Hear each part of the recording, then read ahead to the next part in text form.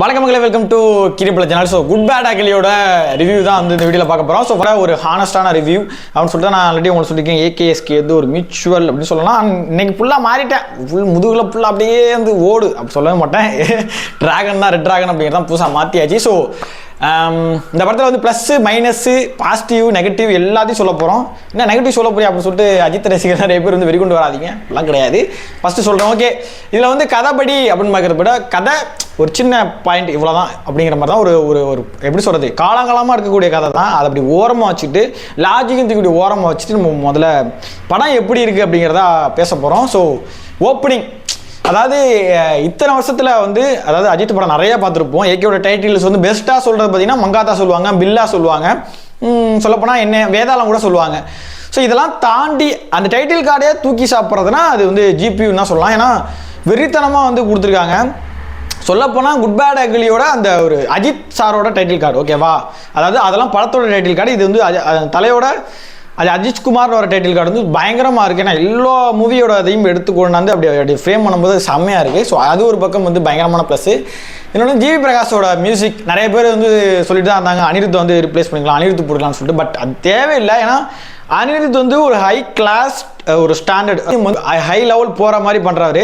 But இங்கே GV பிரகாஷாலையும் முடியும். ஏன்னா உங்களுக்கு 1001 இன்னும் சொல்லப்போனால் பல படங்களில் அந்த பிரம்மாண்டமான ஒரு விஷயத்தை கொடுத்துருக்காரு. இந்த படத்துக்கு அந்த லெவல் தேவை கிடையாது, பக்கா லோக்கலான படம். ஸோ அதுக்கு எப்படி கொடுக்க முடியும் அப்படிங்கிறதான் வந்து ஜிவி பின்னி படத்துட்டாப்பில் அந்த ரெட்ரோ சாங்லாம் கொண்டாந்து, சூர்யா படம் கிடையாது, ஸோ பழைய ரெட்ரோ சாங்ஸை வந்து கொண்டாந்து உள்ளே இறக்கி அந்த ஒத்தருவாதாரம் அதுக்கான அந்த ரீமேக்ஸ்லாம் வந்து பக்காவாக இருந்துச்சு. அதுக்கு ஆப்டாக இருந்துச்சு, எங்கேயுமே ஃபேக்காக இல்லை. ஸோ ஜிவி பிரகாஷுக்கு வந்து ஒரு பயங்கரமான பேக் போன் வந்து ஜிபியூக்கு. அப்புறம் இந்த பக்கம் ஆதிக்கு பற்றி சொல்லணும்னா நிறைய பேர் வந்து நான் ஏகேயோட ஃபேன் பாய், எனக்கு ஏகே ரொம்ப பிடிக்கும்னு சொல்லிட்டு டேரக்ட் பண்ணியிருப்பாங்க. அவங்கெல்லாம் வந்து எனக்கு தெரிஞ்சு ஆதிக்கு பக்கத்தில் கூட வர்றது ரொம்ப கஷ்டம்னு நினைக்கிறேன். ஏன்னா பியூரஸ்ட், அதாவது நான் தாண்டா வெறியன், நான் தாண்டா அஜித் வெறிய தலை வெறி அப்படிங்கிறது வந்து எவ்ரி ஃப்ரேம் டயலாகாக இருக்கட்டும் பக்கா. அதாவது ஒரு டயலாக் இருக்குது, என்னப்பா மாஷப் மாதிரி பண்ணியிருக்காங்க, நிறைய டயலாக் எல்லா படத்துலையும் கொண்டாந்து கொட்டியிருக்காங்க அப்படிலாம் கிடையாது. தேவைப்படும் போது அந்த கதையோட ஒரு தேவைப்படுது, அந்த ஸ்டோரியில் தேவைப்படுங்கும் போது அந்த டயலாக் வந்து பக்காவாக சிங்க் ஆகுது. அது சூப்பராக இருக்குது, எங்கேயுமே வந்து ஒரு மிஸ் மேட்சாக இல்லை, கரெக்டாக வச்சுருக்காங்க.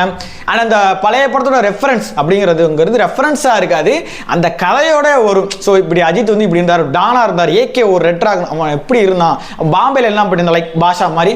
ஸோ அதோட ஒரு ஃப்ளாஷ்பேக் போர்ஷன்ஸ் அங்கங்கே வர்றது தான் இந்த மற்ற படத்தோட ரெஃபரன்ஸாக இருக்குது. அது பக்காவாக இருக்குது சொல்லப்போனால். ஸோ அவ்வளோ சூட்டபுளாக இருக்குது. இந்த படம் ஃபுல்லாக ஃபன். இப்போ சொல்லுவாங்க ஃபன்னுனா காமெடி, அப்படி கிடையாது. ஃபன்னுனா ஒரு மாதிரி நம்ம ஒரு வைப்லேயே இருக்கிறது, ஒரு எங்கேஜாக இருக்கிறது அப்படிங்கிற படம் தான் இந்த படம். ஸோ நீங்கள் வந்து ரொம்ப எமோஷனல் ஆகி அழுது அப்படிலாம் எதுவுமே கிடையாது, ஃபுல்லாக ஃபன்னு தான். அண்ட் ஃபர்ஸ்ட் ஹாஃப் வந்து பயங்கர பிக்கப்பு, அந்த லேக் கிடையாது. இன்ட்ரோல் பிளாக் சொல்ல போனால் இங்கே தான் வந்து இன்ட்ரோல் பிளாக் தான் வந்து நான் விஜய் ஃபேன் செலிப்ரேட் பண்ணுறது. என்ன பொதுவாக அஜித் ஃபேன் தான் செலிப்ரேட் பண்ணி விஜய் ஃபேன் செலிப்ரேட் பண்ணுறாங்கன்னா அதை நான் ரிவீல் பண்ண விரும்பல. நிறைய பேர் கேட்டிருப்பீங்க, இருந்தாலும் இந்த வீடியோ பார்க்குறவங்களுக்கு நான் ரிவீல் பண்ண விரும்பலை. பயங்கரமாக, அதாவது இங்கே வந்து விஜய் அண்ட் அஜித் ஃபேன்ஸ் வந்து யூனிட்டி ஆகிற ஒரு இடம்ங்கிறது இந்த ஒரு இடம் தான். ஏன்னா அவர் பேசிய ஒரு வசனத்தை வந்து தலை பேசும்போது அது கூட வந்து ஒரு எக்ஸ்ட்ரா ஒரு பாசப்பிணைப்போட பேசுகிறாரு. அதெல்லாம் தரம் அப்படியே தேட்டர் பிளாஸ்ட் தான். ஸோ அப்படி வந்து முடிக்கும் போது ஆஹா செகண்ட் ஹாஃப் என்னடா பண்ண போகிறீங்க, ஃபஸ்ட் ஹாஃப்லேயே எங்களை ஃபில் பண்ணிக்கல, செகண்ட் ஹாஃபில் என்னடா இருக்கும்போது செகண்ட் ஹாஃப் ஓப்பன் ஆகுது. ஸோ அதுக்கு மேலே அப்படியே வைப் ஆரம்பித்து ஒரு மாதிரி ஒரு ஒரு ரைடு தான், ஒரு கோஸ்ட் ரைடு மாதிரி தான் இருந்துச்சு. அண்ட் அர்ஜுன் தாஸ் நிறைய பேருக்கு வந்து இன்னும் கொஞ்சம் அர்ஜுன் தாஸ் ஒரு பெரிய வில்லனா இன்னும் காட்டியிருக்கலாம், இல்லை வந்து வேறு யாராச்சும் போட்டுருக்கலாம் அப்படி மாதிரி தோணலாம். பட் எனக்கு தெரிஞ்சு ஒரு ஆப்டான ஒரு வில்லனிக் ரோல் வந்து அர்ஜுன் தாஸ்க்கு லைஃப் டைமில் ஒரு பெஸ்ட் ரோல்னு சொல்லலாம். ஏன்னா இதுக்கப்புறம் பயங்கரமாக எப்படி என்னையா இருந்தாலுக்கு வந்து அருண் விஜய்க்கு ஒரு ஓப்பனிங் கிடச்சோ, அதுக்கப்புறம் அர்ஜுன் தாஸ்க்கு பயங்கரமாக கிடைக்க போகணும்னு சொல்லலாம். ஏன்னா அந்தளவுக்கு வந்து ஏகேவை அப்படி டீஸ் பண்ணி பேசுகிறத இருக்கட்டும், ஏகேவுக்கு பயப்படுற விஷயம் ரெண்டுமே வந்து ஈக்குவலாக பண்ணியிருப்பார். அது இல்லாமல் அவருக்கு ஒரு சர்ப்ரைசிங்கான ஒரு விஷயம் படத்தில் இருக்குது. நீங்கள் ஏகே இப்படி வர போகிறாரு நினைக்கும் போது இல்லை நான் இப்படி வேற மாதிரி வரமோ சொல்லிட்டு வந்து தலைவன் ஃபன் பண்ணியிருக்காப்புல. அர்ஜுன் தாஸ் ரோல்லாம் வந்து ஒரு யூனிக், அது வந்து எல்லாம் சொன்னாங்க என்ன இப்படி ஆக்கி வச்சுருக்காங்க மண்டையெல்லாம் கலர் அடிச்சு அப்படின்னு சொல்லிட்டு. அதெல்லாம் ஒரு இடத்துல ஃபீல் ஆகாது, ஏன்னா சூப்பராக பண்ணியிருப்பாவில். அந்த ரோல் பற்றி நம்ம பயப்படணும் அப்படி கிடையாது. இவன் அடுத்து என்னடா பண்ண போகிறான், அந்த கிறுக்குத்தனமாக இருக்கவன் என்னடா பண்ண போகிறான் அப்படிங்கிற ஒரு பதட்டத்தை உண்டாக்குறது வந்து அப்புறம் அர்ஜுன் தாஸ் பண்ணியிருக்காப்புல வேறு லெவலில் இருந்துச்சு. அப்புறம் வந்து பிரியா வாரியர் அவர் நம்ம நீங்கள் ரீல்ஸில் நிறையா பார்த்துருப்பீங்க. ஸோ பிரியா அவரோட கேரக்டரும் வந்து சூப்பராக இருந்துச்சு. அவங்க த்ரிஷா அவங்களுக்கு என்ன கொடுத்தாங்களோ சூப்பராக அப்படின்ட்டாங்க. அண்ட் வந்து தலையோட வர பிரசன்னா வந்து அவர் கொடுத்த அவருக்கு ரொம்ப மினிமம், அது மட்டும் தான் கொஞ்சம் டிசப்பாயின்டாக எனக்கு இருந்துச்சு.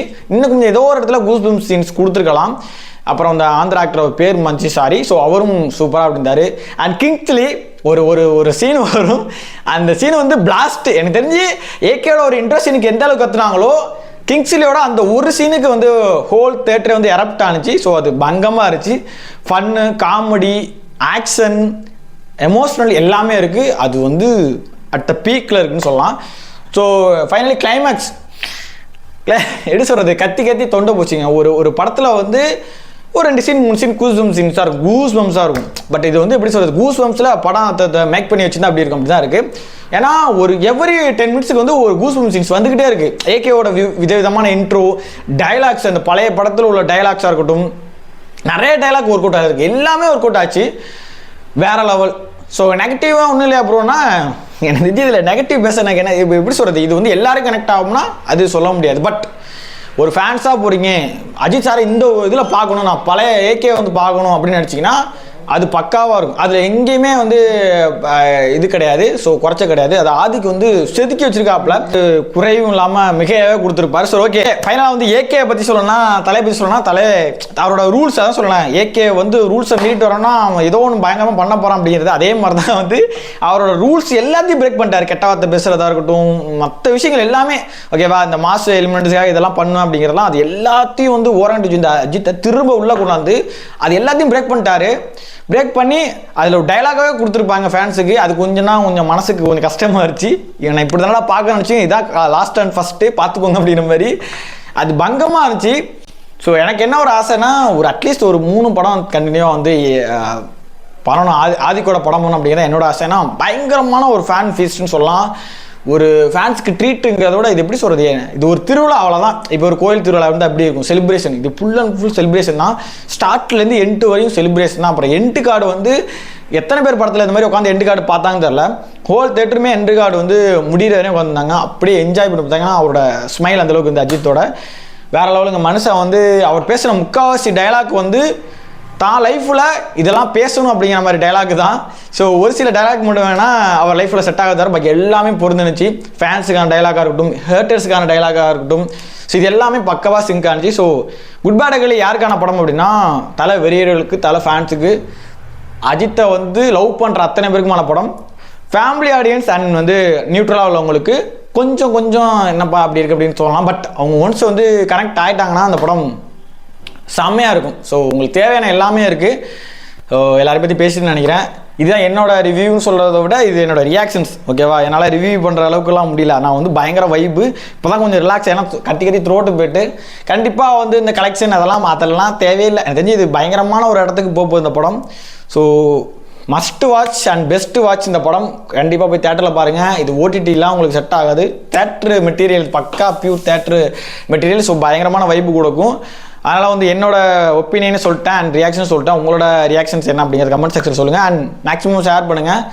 தலைவரியர்கள்லாம் எல்லாரும் வந்து நெருப்பு கோஸ்ட் ரைடு மாதிரி நெருப்பு எரின்னு நினைக்கிறேன், கொளுத்து விட்டு அப்படி எரிவாங்க. ஏன்னா அந்த அளவுக்கு இருக்குது படம், செதுக்கலாக இருக்குது. ஸோ ஆதிக்கு வந்து ரொம்ப நன்றி. அண்ட் படம் கொடுத்ததுக்கு என்ன சொல்கிறேன்னு தெரியல, இதுக்கு மேலே நோ வேர்ட்ஸ். ஸோ நெக்ஸ்ட் படத்தில் மீட் பண்ணலாம். ஸோ தலைவரியர்களே ஜாலியாக இருங்க, ஃபன் பண்ணுங்கள். குட் பேட் அகிலி போய் தேட்டரில் பாருங்கள். நான் நெக்ஸ்ட் சூப்பரான வீடியோ மீட் பண்ணாடி தான் உங்களுக்கு வீடியோ உங்களுக்கு பை. C you again.